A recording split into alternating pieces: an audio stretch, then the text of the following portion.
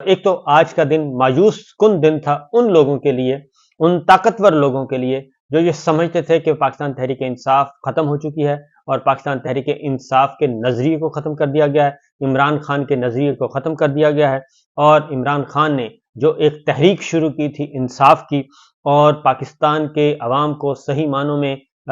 جمہوریت دینے کی اور فلاحی مملکت بنانے کی، وہ آج نظریہ ختم ہو جائے گا۔ لیکن آج جب قومی اسمبلی کا اجلاس ہوا اور قومی اسمبلی کے اجلاس سے مناظر، پہلے والے مناظر اور قومی اسمبلی کے اجلاس کے اندر کے مناظر، اور پھر جس طریقے سے پی ٹی آئی کے منتخب اراکین قومی اسمبلی تیاریاں کر کے گئے تھے، ان ساری تیاریوں نے اور سارے جوش اور ولولے نے میرا خیال ہے کہ آج عاصم منیر صاحب کو یہ سوچنے پر مجبور کیا ہوگا کہ انہوں نے غلط کیا ہے جو بھی کیا ہے، اور کیونکہ یہ ضروری ہے کہ ان تک یہ بات پہنچانا، انہیں یہ احساس دلانا کہ جو سوچ سوچ کر پاکستان تحریک انصاف کے ساتھ جو ظلم و ستم کیا گیا تھا، پاکستان تحریک انصاف کے کارکنان کو، اس کے ووٹرز کو، اس کے سپورٹرز کو، اس کے رہنماؤں کو، پہلے دوسرے تیسرے درجے کی قیادت کو، اس کے عہدیداروں کو جس طریقے سے پاکستان کا دشمن سمجھ کر ٹریٹ کیا گیا، ان کے ساتھ بدترین سلوک کیا گیا اور ان کو گھروں سے اٹھا کر ان کو بے لباس کیا گیا، مارا گیا، پیٹا گیا، یہ ساری جو چیزیں ہیں یہ نفرتوں میں تبدیل ہو گئی ہیں، اور یہ نفرتوں میں تبدیل ہو کے اگر ان کو روکنا ہے تو پھر army chief general Asim Munir صاحب کو اپنی پالیسیاں تبدیل کرنی پڑیں گی۔ اگر انہوں نے یہ پالیسیاں تبدیل نہ کی تو یہ نفرت آگے سے آگے بڑھتی جائے گی، کیونکہ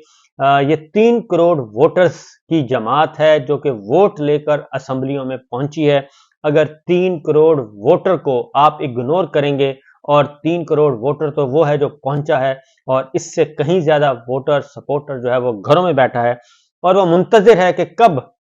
ملٹری اسٹیبلشمنٹ کی، ملٹری لیڈرشپ کی پالیسی تبدیل ہوتی ہے اور اپنے آپ کو اصلاح کرتے ہیں، تو یہ باتیں جو ہیں وہ بہت ہی الارمنگ ہیں، کیونکہ آج قومی اسمبلی کے اجلاس میں پاکستان تحریک انصاف کے رہنماؤں نے، منتخب اراکین نے، ان کے عزیز و اقارب نے، ان کے کارکنان نے یہ ثابت کر دیا ہے کہ وہ مردہ جماعت نہیں ہے، وہ جماعت حقیقی جماعت ہے، ایک نظریے کی بنیاد پر کھڑی ہے، اور عمران خان کو سزائیں دیں، بلے کا نشان واپس لیں اور باقیوں کو جیلوں میں ڈالیں، اس سے کوئی فرق نہیں پڑا۔ آج شہریار آفریدی بھی موجود تھے، سینیٹر فیصل جاوید بھی موجود تھے، اور باقی بھی جتنے زیر عتاب عمر ایوب خان موجود تھے، وہ سب کے سب آج پہنچے ہیں، اور پہنچ کر انہوں نے بتایا ہے، زرتاج گل تھیں،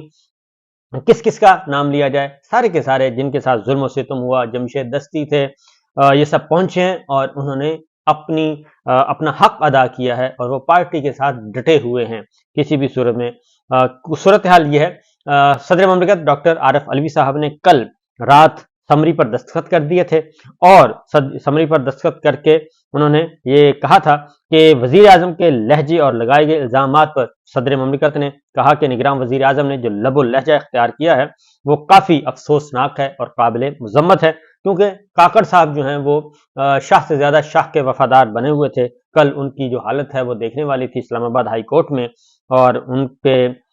مایوسی کے جو سائے تھے وہ نظر آ رہے تھے۔ اس کی وجہ یہ تھی کہ ان کا پلان تھا کہ ہم نے 8 فروری کو الیکشن نہیں کروانا، اور انوار کاکڑ صاحب اپنی نجی محفلوں میں یہ بتاتے ہوتے تھے کہ الیکشن کو بھول جائیں، ہم تو آئے ہیں لمبے عرصے کے لیے، اور اس لیے ان کو کل بہت زیادہ مایوسی تھی، اور یہ الیکشن ان کے ایجنڈے پہ نہیں تھے اور نہ ہی ملٹری لیڈرشپ کے ایجنڈے پر تھے کہ یہ الیکشن ہونے ہیں 8 فروری کو۔ اس لیے یہ الیکشن ہوئے ہیں پبلک پریشر میں اور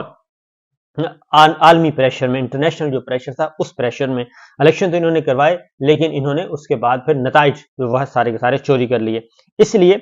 صدر آئین کے آرٹیکل 41 کے تحت ریاست کے سربراہ اور جمہوریہ کے اتحاد کی علامت ہیں۔ صدر مملکت نے لکھا، بحیثیت صدر مملکت نگراں وزیر کے جواب پر تحفظات ہیں۔ صدر مملکت کو عام طور پر اسمبلیوں میں ایسے مخاطب نہیں کیا جاتا، یہ ایک افسوسناک امر ہے۔ ملک کے چیف ایگزیکٹو نے صدر مملکت کو پہلے صیغے میں مخاطب کیا، اور نگراں وزیر اعظم نے سمری میں ناقابل قبول زبان اور بے بنیاد الزامات لگائے۔ کیونکہ یہ خط کاکڑ نے نہیں لکھا تھا، یہ خط لکھا تھا جاتی عمرہ نے، اور انہوں نے لکھوایا تھا۔ یہ بات ذہن میں رکھیں۔ اس لیے صدر مملکت کو